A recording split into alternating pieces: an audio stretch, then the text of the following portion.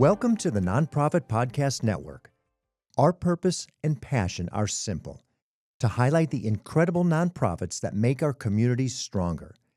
Each episode is a chance for these organizations to tell their story in their words, sharing not just what they do, but why it matters to the people they serve, to their supporters, and to all of us who believe in the power of community.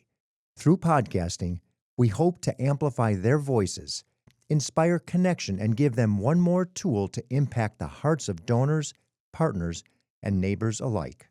This work is made possible through the generous support of our incredible partners: Cap Trust, offering fiduciary advice for endowments and foundations; Western Health Advantage, a local not-for-profit health plan that believes healthcare is more than coverage. It's about caring; CORE, executive leadership and comprehensive support services. They work in it so you can work on it. And Five Star Bank, a local, trusted advisor to community nonprofits for over 25 years. Her mission is simple: inspire kids to eat their vegetables. When it comes to healthier communities, the right ingredients matter. Imagine us in the kitchen for this episode as I speak with Amber Stott, founder and CEO, plus the proudly titled Chief Food Genius of the Food Literacy Center. Amber and her team are stepping into Title I elementary schools across our region to teach kids hands-on cooking and nutrition, helping them build habits before life builds the wrong ones for them. You'll hear how Food Literacy Center grew from a bold idea into a $3 million impact combine, why kids are far more adventurous eaters than adults give them credit for, and how a broccoli, boundaries, and radish routines approach is changing what students choose at school salad bars and what they ask for at home. The approach is working. 94% of students in their program try new fruits and vegetables each week. Let's get a little organic and certainly fresh. Amber Stott, welcome to the Nonprofit Podcast Network. Thank you so much for having me, Jeff. So let's start right from the beginning. You're the founder, the CEO, and the Chief Food Genius of the Food Literacy Center. Yes. Help us understand how this came to be. Absolutely, yeah. So first, our mission is to inspire kids to eat their vegetables. How we do this is we go into low-income or Title I elementary schools, and we teach hands-on cooking and nutrition. So to back up to the beginning of why we decided to do this in the first place. And it was in 2015. So I started the nonprofit in 2011. 2011, okay. Yeah, 15 years ago. Yes, and that's what it is. I keep adding it backwards, dyslexia or whatever. So it was in the Great Recession. And at the same time, there were all of these amazing books coming out where I think for the very first time we were being introduced to something called a food system. So like Jane Goodall was writing Harvest for Hope. The daughter of Francis LaPay, who wrote Diet for a Small Planet, her daughter wrote Diet for a Hot Planet. So all these great books were coming out at the time, and I was reading them all. I was working in the nonprofit sector, and I was not seeing, other than like food banks and maybe the beginnings of a couple of urban farms, I wasn't really seeing anyone in the Sacramento area addressing our food system. And I really wanted to be part of that. There was a burning in my belly. I was mad. I wanted to fix it. So I started asking questions and interviewing other nonprofits to find out where the gaps were and what some solutions might be that would be actually useful. And for example, when I talked to the food bank, they said, we're hearing loud and clear that there's an obesity epidemic in America. And we're trying to change what we put on our shelves, but people aren't taking the fruits and vegetables. And we need to educate them because people don't know what this stuff is or what to do with them. And other nonprofits said similar things. We're trying to educate folks about eating healthier, but it's not sticking. And did I see on your website 40% of the Sacramento children would be considered obese? Yes, we have a 40% childhood obesity rate in the Sacramento area. Yes. Absolute need for what you're doing. Yes, and this crisis started at that time. We were just beginning as Americans to be aware that this was a crisis and that our food was a massive contributor. And so when I heard these stories about other nonprofits trying to provide their services, but bumping up against this barrier of folks not really knowing how to eat healthy or what to eat. I was doing research, and 2 generations of Americans don't know how to cook with or select fresh vegetables. And I thought, oh, I know how to cook. We're not talking about chef level stuff. We're talking about what do you do with a bell pepper and how do you turn it into a meal? And then I did a bunch of research to understand what were the most successful behavior change campaigns that existed? And they were anti-tobacco and seatbelts. And who were the target of those campaigns? Not smokers and drivers, littles. Mm-hmm. Why kids? Because kids don't have habits, good or bad, yet. And it's much easier to build a healthy habit than to undo a bad one. So we want to start with the next generation and hope that we can turn the dial. So I had a friend who was running an after-school program in Oak Park, and she said, why don't you pilot this program at my school? So I put a team of experts together that would help me with curriculum and nutrition and et cetera, et cetera. And food literacy began. How did it come to be that you started in the schools, and how did you get the schools to engage with you? Yeah, so it started with this one school where my friend was the after-school director, and people started to hear about it. At the time, I had a food blog. I had a lot of friends who were in media, and so the word kind of got out pretty quickly that we were doing this, and I started getting calls from other school nurses, school principals, saying, we read about your program. Can you come to our school? And so at the time, we had to give our program away for free because the adults were a barrier because they did not think kids would like a program about healthy eating. Meanwhile, we were evaluating our program from day one, and we were finding that 94% of the kids in our program were eating new fruits and vegetables every week with us. Kids would tell us their very favorite thing was that they got to try and taste new foods. So but adults don't in the right direction quickly. Yeah. Oh, yeah. And there's so many elements to why our program is a success. We've got a methodology. It's called broccoli boundaries and radish routines that we have developed over the years. But we continue to have these high rates of success as we scale our program and go into more schools and reach more kids. We continue to see that steady 94% of kids are willing and excited to taste new foods in our program. So I can imagine as a student in the class, you bring in something that's new, they enjoy it. It's certainly different. In many cases, it's probably the first time they've ever eaten that vegetable, right? Oh, yeah. Oh, yeah. We see kids who've never seen broccoli or pears before. Pears, fruit. The population that we are serving, these are kids who are actually hungry at home.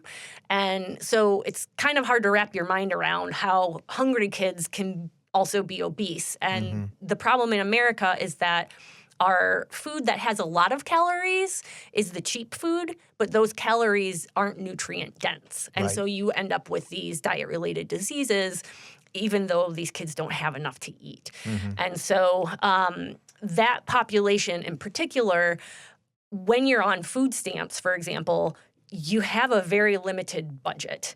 And you're not going to experiment by bringing home 3 different things your kids have never eaten before and to see which ones they'll try. We have a family right now. Their son is in 3rd grade. He has fatty liver disease.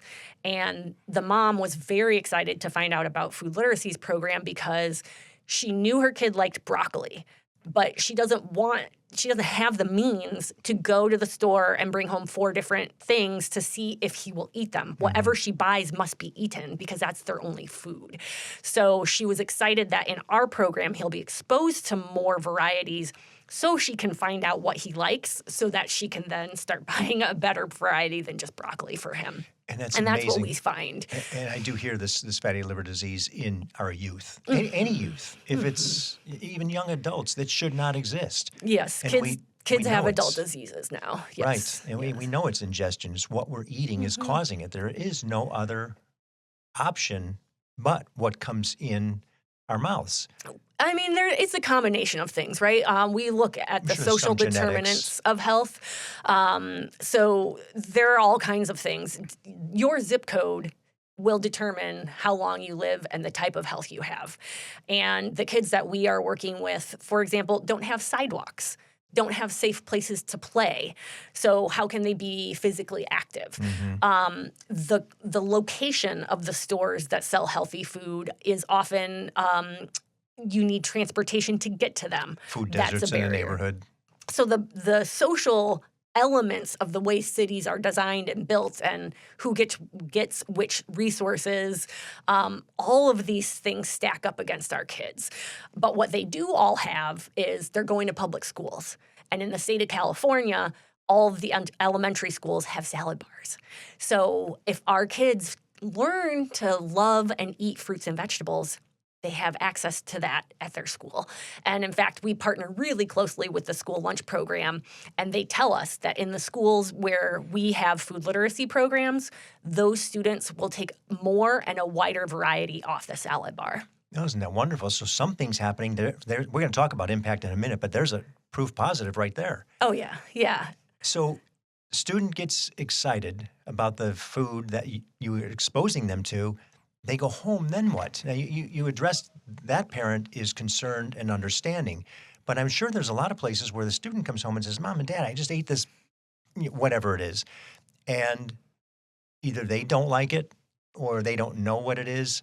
How does that interface from the student back to home? Sure. So a couple things. 75% of the kids in our program we know go home and request the foods they've tasted in our program. 75%. Yep. That's wild. And then we also do a lot to work on that food access barrier that we know our students are facing. So the Sacramento Food Bank is one of our big partners. We're a member. So nonprofits are members of the food bank. The food bank is like a warehouse where food is stored. And then nonprofit partners like us are the way they get that food out into the community. So we go to the food bank, we pick up that food. And so, for example, right now, next week is the holiday season. Our kids are about to go home from school for a long break into houses where they don't have access to a lot of fresh fruits and vegetables. So we use the food bank to pop up we create a little kids farmers market. We give the kids fake money and they'll shop and they will fill to the gills big bags of fresh produce, potatoes, oranges, apples, broccoli, stuff to last them for their long winter break. And so that's one way we get the healthy food into their homes. But another way that we did that, the pandemic actually was a bright spot in terms of us getting feedback and input from families. So when we could not be in schools with our kids anymore, while they were passing out the hot school meals, folks could drive up, and after they got their meal from the school lunch program, they could stop at a booth where food literacy was also in the parking lot, and we sent home kits that had all of the fresh ingredients to make some of our students' favorite recipes. And it was enough to make a meal for a family of 4. And so we were sending these home all throughout the pandemic, and we were getting so much positive feedback. There were principals who would tell us the only day I saw XYZ family was on the day food literacy was there to distribute. We would hear parents saying, oh my gosh, my kid loves that broccoli potato taco recipe. When's that coming back? Or grandmas who were saying, we loved that spaghetti recipe. Can we make it again?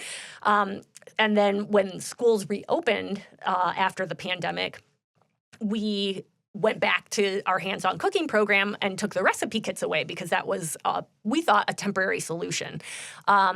Parents and grandparents went to school principals saying, when can we get those kits back? We loved those kits. And so we started getting calls from principals saying, when can you bring these kits back? And when we brought the kits back, there would be lines around the block, and we would give out, say, 75 kits in 5 minutes.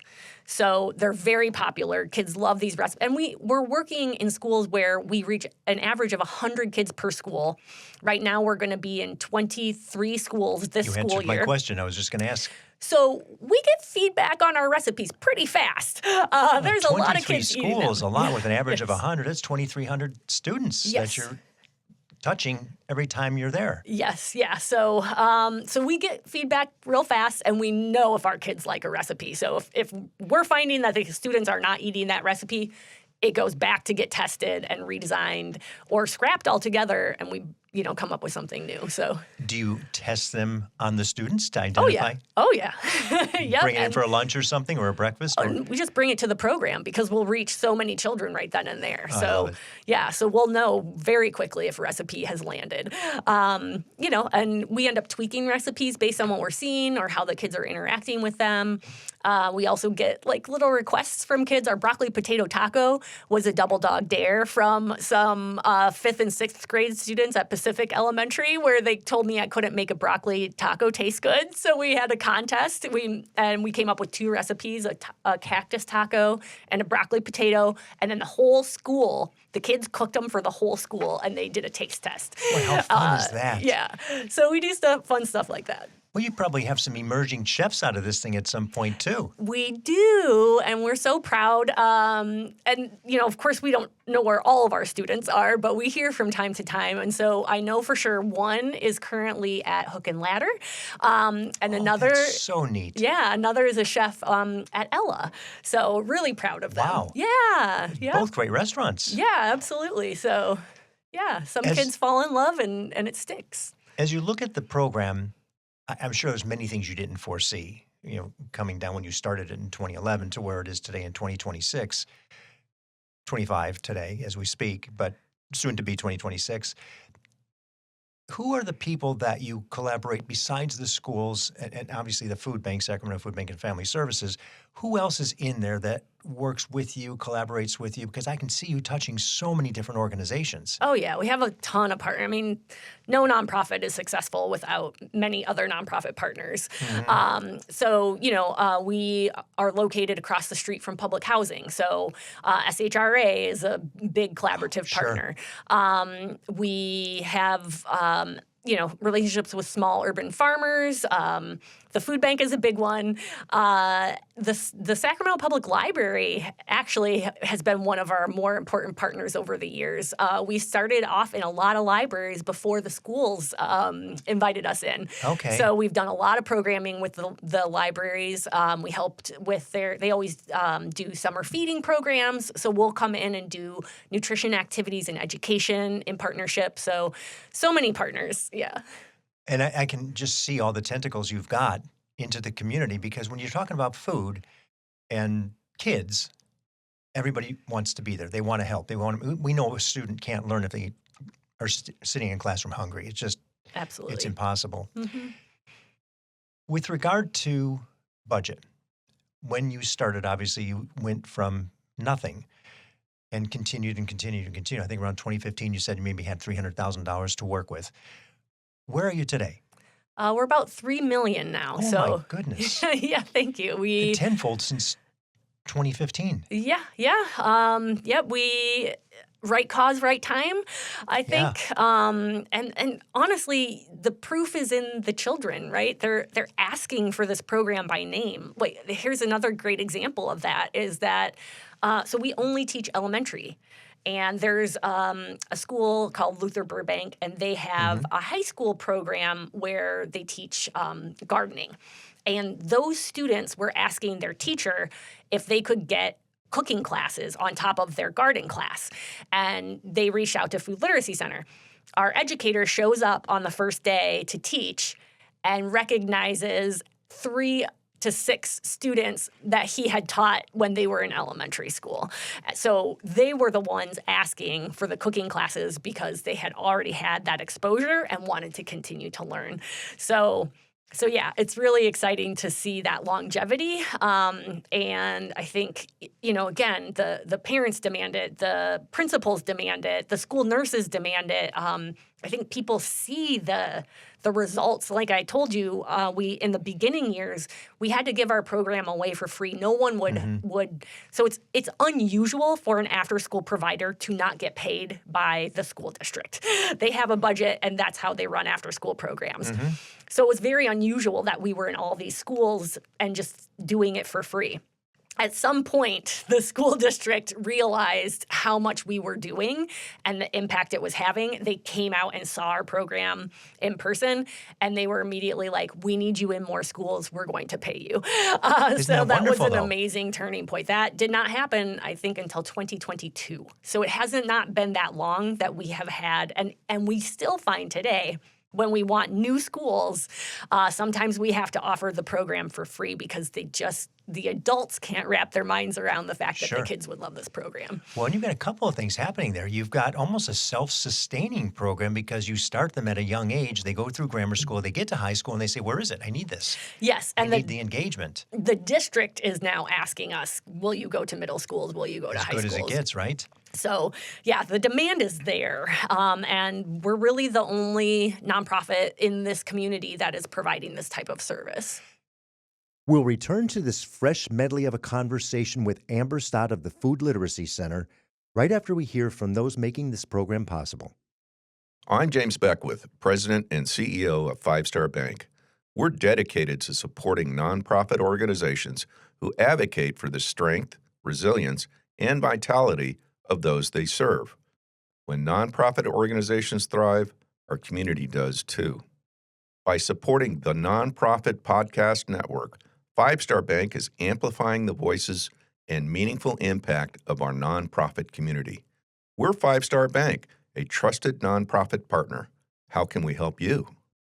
We are really excited to be part of the family and contribute to the work that you all are doing. CORE provides fractional and interim executive services, along with comprehensive back-office solutions that go into our client sites and do the work to give them the capacity they need in order to move through transitions, whether that's planned or unplanned. Or companies also work with our accounting and finance, back-office solutions, human resources, technology, and administration. The reason why our back office solutions add value is because we save them time and money, anywhere from 20 to 30% of what they would spend on that back office solution. We work in it so they can actually work on it. CXORE.com and contact me directly at DTEAT@CXORE.com. If you're interested in learning more about how CORE may help your organization, visit CXORE.com. Hello, this is Scott Thomas with Cap Trust in our Sacramento office. I specialize in working with local nonprofits and associations.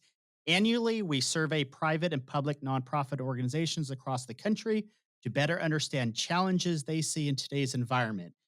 In our more recent survey, we heard concerns about proper board governance, mission-aligned investment, and how to implement alternative investments. If you would like a copy of the survey or to discuss your organization, look me up, Scott Thomas at captrust.com. I'm thrilled to have Western Health Advantage partnering with us as they do so much to support so many nonprofit agencies in our community. As a truly local health plan, you'll find individual and family options, employer options, plans for CalPERS and Medicare Advantage. From medical services to pharmacy, health and wellness support, as well as behavioral health care, Western Health Advantage has a plan that fits what you need. As an employer, for profit or nonprofit business, individual or family, you can find more at westernhealth.com. Let's just look a little bit deeper into that. So you're getting into the schools at a different level. The schools then are a fee-for-service part of the organization. Yes. So when you were at that 300, whatever that number kept elevating to before you got the schools in as a fee-for-service, how did you raise funds? How did you generate revenue? Generous humans. So, and I can tell you the story of one of our first donations, actually. So the California Endowment, they were very critical in those early years. They were specifically targeting South Sacramento for a 10-year period and specifically targeting food access programs. And so when I was starting Food Literacy Center and I had that one program in my friend's school, I met with them and I said, here's my plan. Here's what I want to do. What will it take? What do you need to see in order for you to fund Food Literacy Center? And there's something called the rule of thirds in the nonprofit sector. You can't get, it's to sort of prevent, Overweighting your...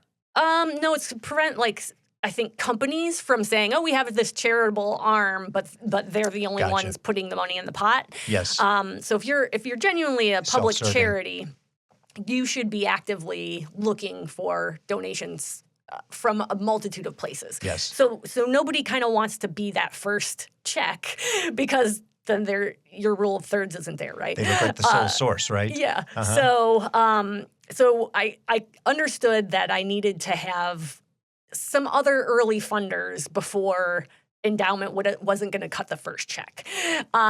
So I had my first board, and one of my first board members started the food blog Simply Recipes, and we were in one of our first board meetings, and I was all prepared to, say to the board, we are going to hunker down and raise $40,000 this year. That was my big goal, enough to hire our first educator. That board member said, "Oh, I brought my checkbook. I was going to write a check for $10,000. Would that be enough?" And I cried. Sure. Because at that moment I knew I was not alone. And then I called the California Endowment and I said, "I've got my first check. Will you match it?" And they did. Awesome. So, and from there, once you have some people with credibility willing to support your cause, it becomes easier to get Kaiser on board and Dignity Health on board and Rayleigh's on board. And so it just continued to grow over the years as I think our reputation for having fiscal integrity and having a program that gets results, I think that word just spreads. And so, we're very fortunate that we work with many of the, the SMUDs and You just named some of the biggest philanthropic companies, in our region. Yeah. With SMUD and Kaiser and Sutter, and they all fit. They're perfect for you in so many different ways. Yeah, we feel very fortunate to have had an ongoing support from these entities, which has really mattered. And they have chosen to grow with us. So it's just been wonderful to be able to grow and scale and reach more kids and quite frankly, in the nonprofit sector, sometimes you have an idea, you start a program, and nobody shows up, and you haven't landed. This idea lands. People want it, and the kids love it. And so every time we try to go somewhere new, people say, yes, come right in. Well, that track record is really commendable. Thank you. And seeing it in all those schools, and now seeing those children grow up, just imagine if they didn't. There's so many things that wouldn't have happened, and you're preventing them from getting sicker. So it's a wellness as well as a healthy eating. So it keeps them out of this, the healthcare system, which is beneficial to the Kaisers and Sutters and Dignities and all of us, to the expense of the community that we bear when Absolutely. These kids get sick. Absolutely. Because it's unhealthy in every way you can think of it. It costs an employer an average of over $500 per employee for these diet-related diseases. We're preventing this for $160 a kid. Which is nothing, relatively speaking. How many employees do you have? We're up to 15. Wow.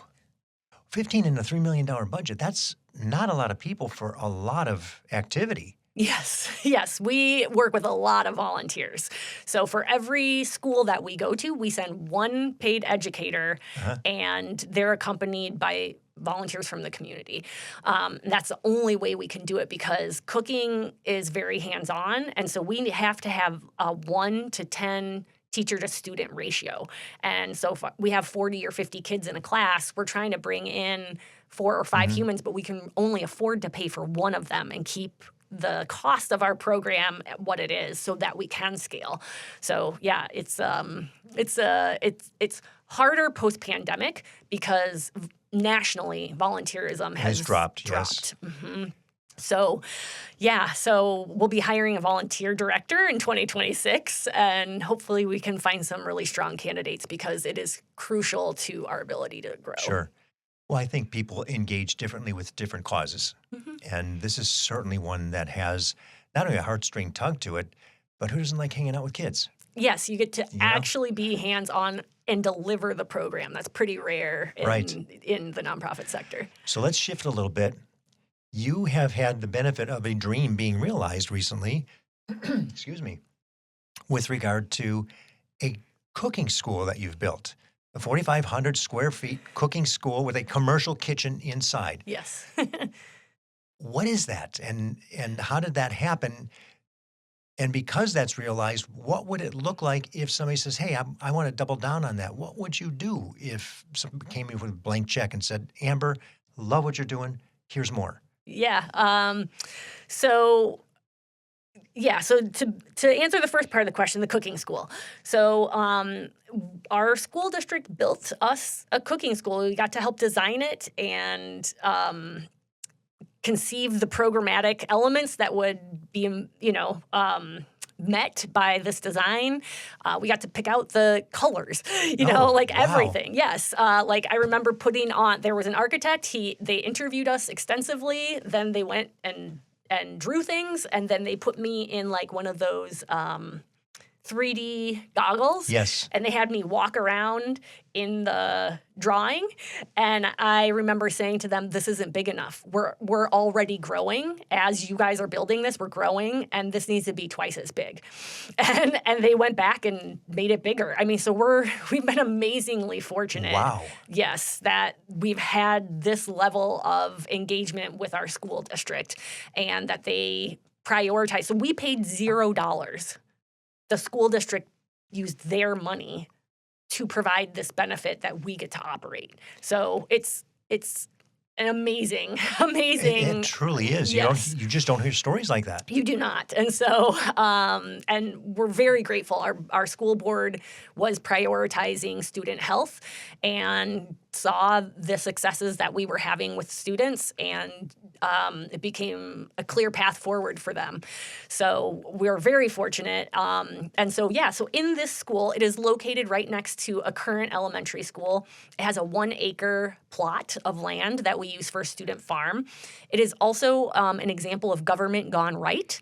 There is a partnership between us, the school district, and the city of Sacramento. So our farm... Love to hear that. Yes. Love to hear that. Yes. Our farm doubles as a city park. There's an easement with the city of Sacramento. And then there's also, instead of a parking lot, we chose to have community gardens built that Parks and Rec runs. So, it's this beautiful... it's almost like a compound, I would call it. And it's across the street from public housing. And it is next to Leotata Floyd Elementary School, which is a Title I school. So in our cooking school, the students next door, there's 270 students. Every single one of them attends our program at our cooking school for their science and for their health. So they all get 20 weeks of hands-on cooking and gardening education total during their school year. Boy, and if we don't think they take that home, oh, yeah. That's a beautiful thing. Well, and that's why the community gardens are out front, because I said early on, we can't teach these kids to garden and then send them back to places where they don't even have a front yard. Right. And so we put the community gardens in, and our families absolutely garden there.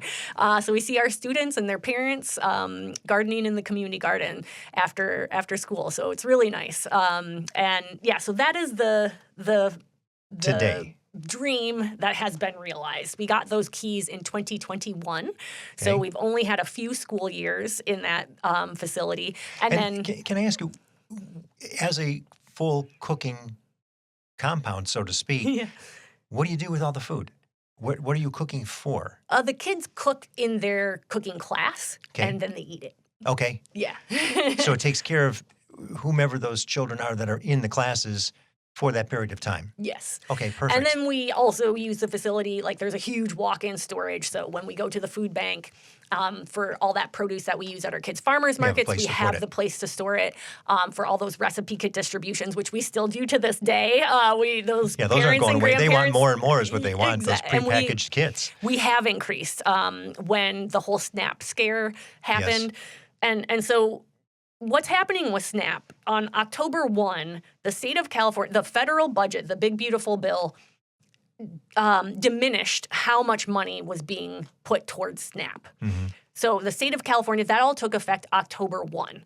And 2025, so somebody's listening later. Yes. And so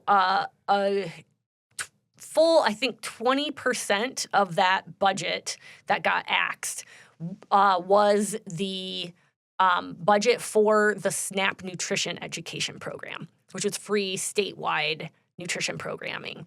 The only thing that was somewhat comparable to what Food Literacy Center does, completely gone, not coming back under this budget. Also, in that big, beautiful bill, there is a timeline on which SNAP will deplete again. So on top of the fact that we have 29% inflation at the grocery store, our families are completely strapped. And they're not getting the services that they need. So then there was the scare in November 1st that, SNAP maybe wasn't going to get renewed during the government shutdown. It did get renewed, but it's not keeping up with the rate of inflation and the needs of our families. So, and we do hear that from everybody we speak to that has anything, whether it be homelessness or food insecurity, et cetera. A lot of the organizations are just struggling because this food insecurity has gotten so significant. Yes. And it's compounding. Yes. It's not diminishing. It's it's continuing to grow and grow and grow as a greater problem for us. Yes. And I would say that almost every nonprofit I know is now in the crisis response mode. If you were a mental health organization, you're now also giving out food, right? So all of us are giving out more food. So when that all started back in fall, we made a commitment that every school we go to, so we usually just go and cook, and the kids eat the snack that we make, and then we go home. And those kids' farmers markets are like a special one-time thing.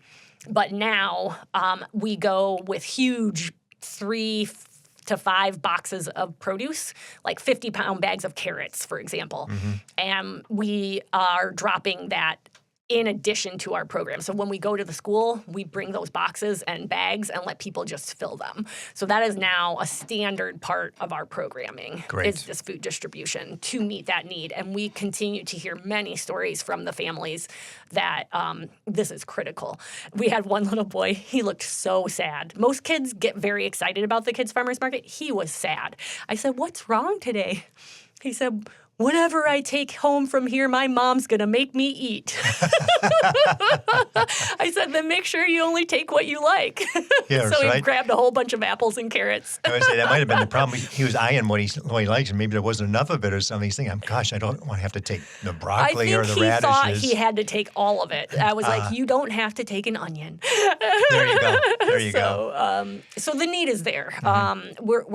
The U.S. economy right now is in a K-shape. The people who participate in the stock market are seeing their wealth grow and grow and grow. There is a growing population of those who are not participating in the stock market, and their wealth is going down and down and down because of inflation. They can afford less and less and less. And it's a huge problem in America that I think is somewhat invisible, and people don't really realize the scale of it. And we do see this is one of those invisible things because your neighbor could be food insecure, but they can pay their mortgage, they can pay their car, they can pay the gas. They can't afford food or medicine. And we don't see that because they're going to work every day to do what they do because that's it. That's all they get. And so they have to suffer a consequence someplace, and it tends to be food sometimes. Oh, yeah. That's the first place people tend to come Right. back because they maybe can't skip those medications or Right. that transportation to get to work. Right. That's even worse. So you've got the entire cooking experience, let's call it. What would it look like? What's the next thing? What is that vision of what you could do?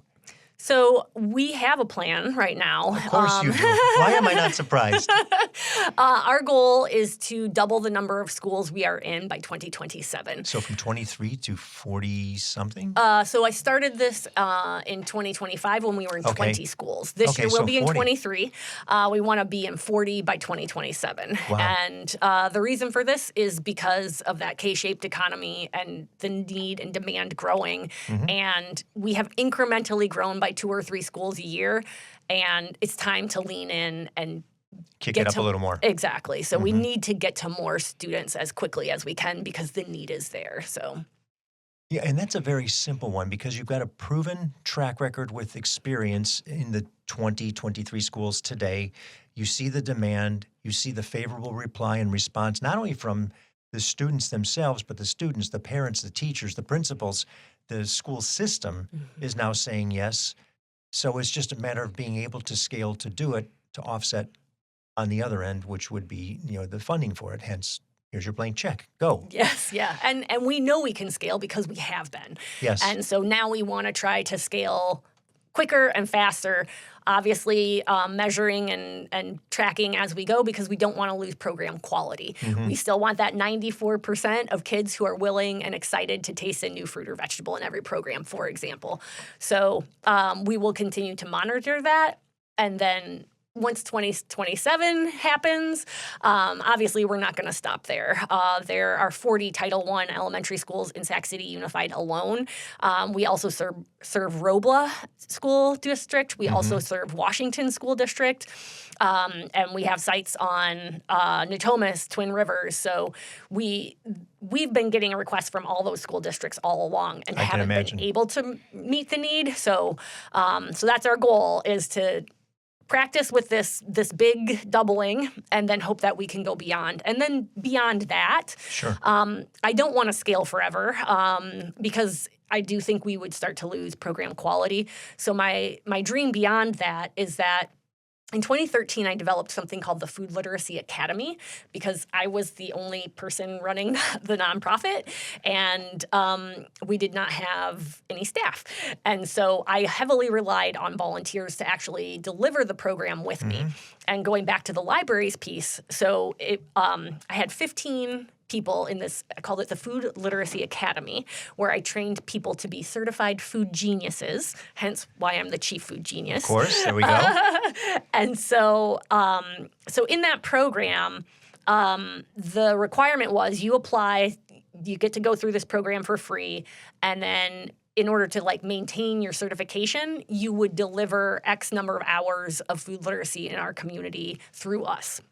And so the library that summer had a summer reading theme that had to do with food.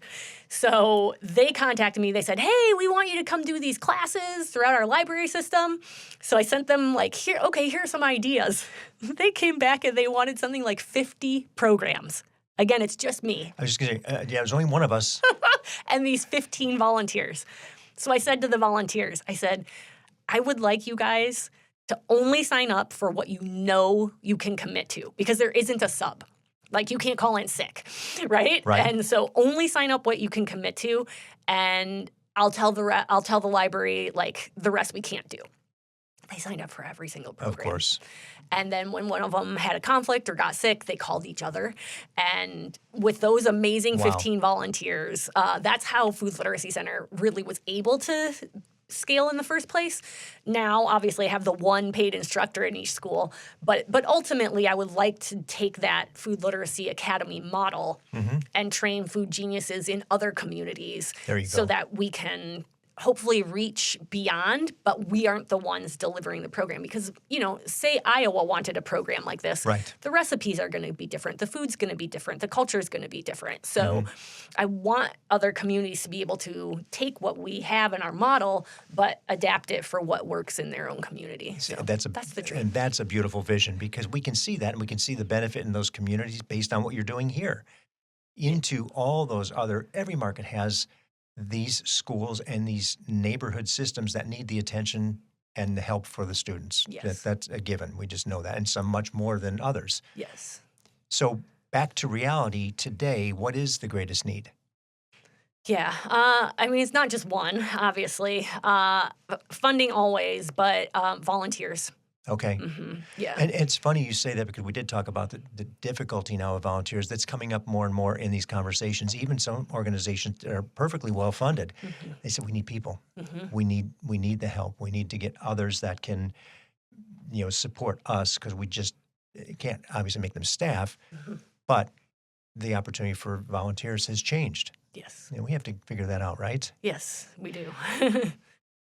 How about impact? You have a pretty good metric of identifying the performance you've made in the schools. Yes. Tell us a little bit about that, because it's always a big question for people. Yeah. We actually developed an evaluation tool, one of the very first things we did when I was starting the nonprofit, because I have only ever worked in the nonprofit sector, and I knew we were going to want to measure improve. Well, and then also use that data to improve. Yes. Right? So not only do funders want to hear it, but we want it so that we can look at, is this working? Is this not working? If I see that 94% number change, what is different? What's causing that? So we are basically, when you're trying to create behavior change, you want to look at three things. You first need to improve knowledge. Second, and that's the biggie, is attitude. And then behavior follows. We saw this in COVID, right? So when you have those three things in place, hence the methodology that we use, you can get to that behavior change. So we're trying to measure for those three things. And so we can check our kids' knowledge pretty quickly. We can ask little questions in our program every day. How does fiber work in your body? Or, what type of sugar does, oatmeal have, or those kinds of questions, and see if they're retaining what they've learned. But then on an evaluation side, we're trying to get to those behaviors, right? So one of those behaviors is, are they eating or exploring and tasting those fruits and vegetables? So that's our 94%. We're physically checking on the attendance roster, yes or no. Did they eat the vegetable or fruit today that we had? And then we also say to kids, part of our curriculum is we want them to eat a fruit or vegetable with every snack and meal. And this is because who knows how many servings a bowl of chili is, or a burrito is, or even that apple. Was that half a serving, or was it 2 servings? I don't know. Was my apple, which size was my apple? Yeah, how big was that apple? Yeah, too complicated. So we just say, eat a fruit or vegetable with every snack and meal, because then what are you doing? You are building repeatable behaviors, which lead to long-term habits, right? So, and so we ask kids, should you eat a fruit or vegetable with every snack and meal? And we have that as part of our evaluation as well. And about 83% of kids tell us, yes, you should have a fruit or vegetable with every snack and meal. So you have a demonstrable performance that they get it, they know it, and you can see it when you feed it to them in the classroom. Yes. And then at Leotata Floyd, where we have this cooking school next door, we are measuring their science and their health academic performance. And we had a goal that we wanted, I think 50% of the kids scoring 75% or higher. And we had a class that had 100% of the kids scoring 92% in their science. Yes. So we were so proud. And the kids actually asked us if we could make it harder. And I remember when the garden instructor had given me those lessons at the start of the year, I remember saying to her, this vocabulary is really high, because normally our students have low literacy rates. And I was like, are you certain you're going to use these words? She was using abiotic and biotic and all these big words.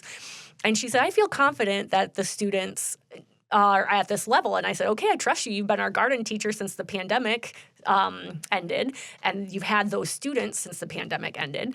And yeah, sure enough, they scored 92% on their science grades and want us to make the curriculum a bit harder. Wasn't there a program or something? Are you smarter than a third grader or something like that? Yeah, you remember something like that? Yeah. I'm thinking I would fail this. Yes. Look at my producer here. We do not eat a fruit and a vegetable after Oh. everything we do. I can promise you that. Yeah. I think we have to start to change because these kids are going to be healthier than we who profess to be. That is our goal, Yeah. right? Because this generation of kids statistically is not supposed to live as long as their parents. Right.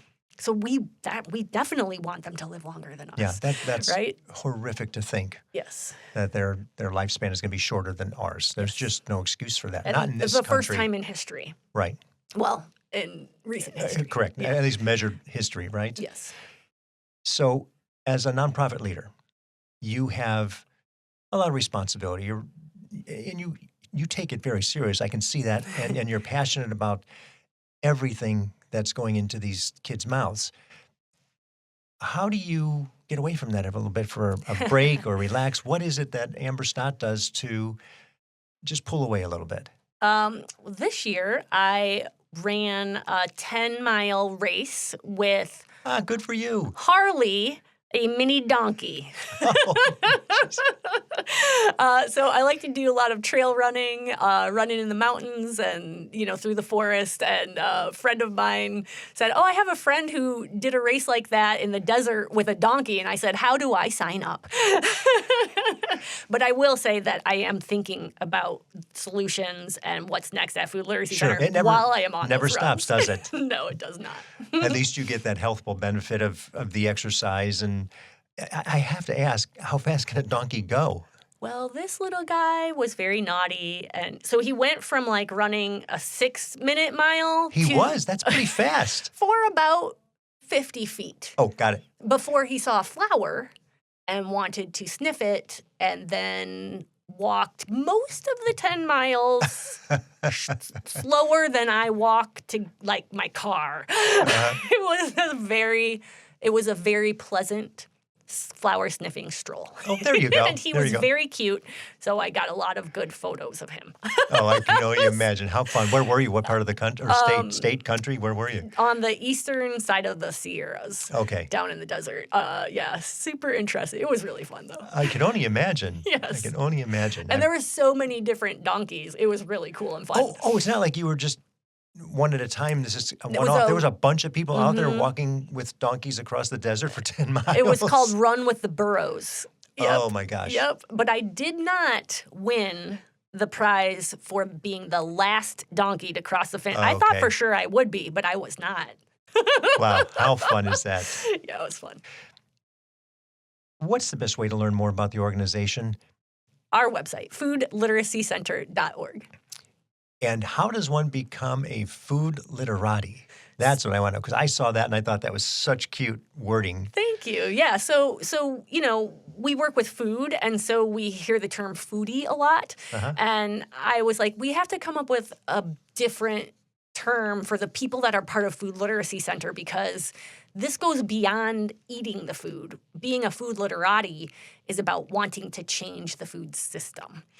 And so that's how I developed that term. Yeah. And so, you can just make a donation and you become a food literati. I love it. I love it. That's exclusive to this category, to this organization, period. Nobody else has that. They have Yes. donors and contributors and philanthropic-minded people. You have food literati. Exactly.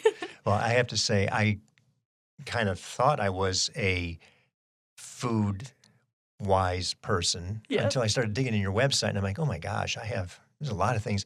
And we've had other organizations on that you work with, Soilborn Farms and Sean in here, and I'm thinking, man, I just don't know what I think I know.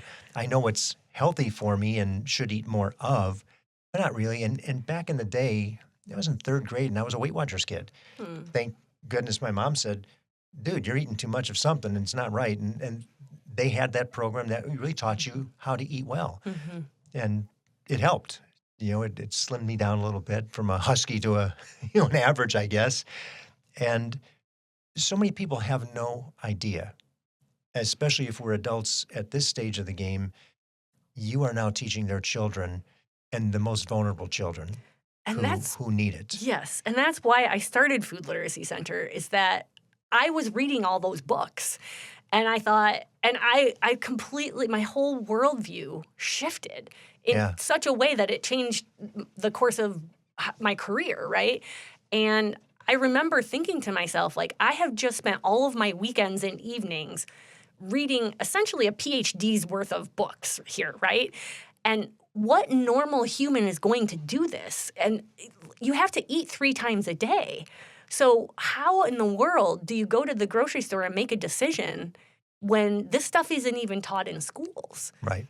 It's not fair.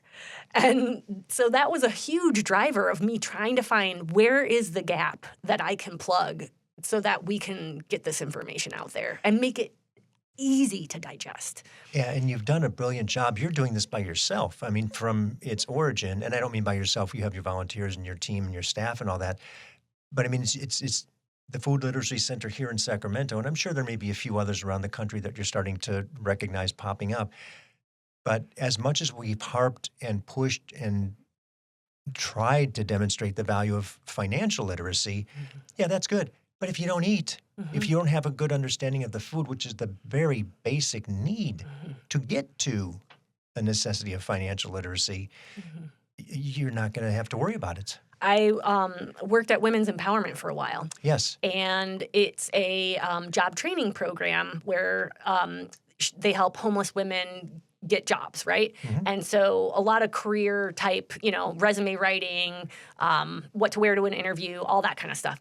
Then on Fridays, there's a cooking class. And I said to Lisa Culp, the founder, I said, why a cooking class, Lisa? That doesn't make sense. Like, all this stuff is about your job. And she said, if you're not healthy, you're going to miss work and you're going to end up homeless again.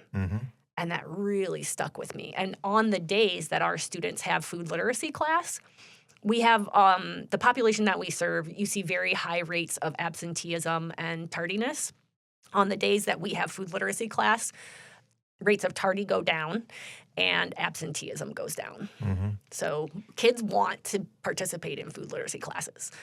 Well, and if there's anybody you're one of the few people that I've seen to the degree of passion and living and, walking the walk, talking the talk. If I'm not mistaken, are those lemon earrings you're wearing? Yes. Yeah.